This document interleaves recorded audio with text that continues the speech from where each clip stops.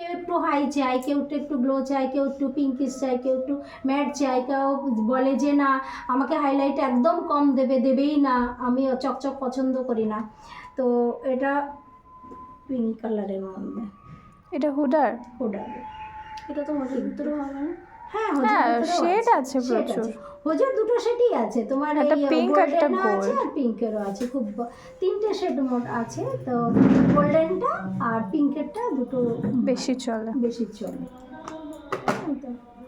তো তুমি মেকআপটা সুন্দর না করলে ওর উপরে হাইলাইট দিলে সেটাও কিন্তু ফুটবে না।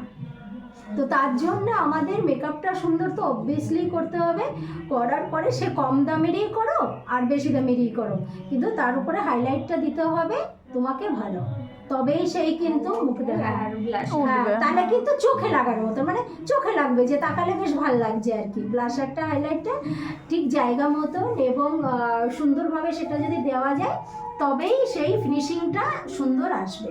মেকআপের যে ফিনিশিংটা, যে ফেসটা, যে সুন্দর একটা ফেস যে তৈরি হচ্ছে, সেই ফেসটা তখনই আসবে যখন কিনা তুমি সঠিকভাবে কন্ট্রোলিং অ্যান্ড ব্লাশার আর হাইলাইট ঠিক মতন সঠিক জায়গায় ফেস বুঝে তুমি যদি দিতে পারো, তবেই কিন্তু সুন্দর একটা মানে লুকটা, যে সুন্দর লুকটা সেটাই কিন্তু তখনই আসবে।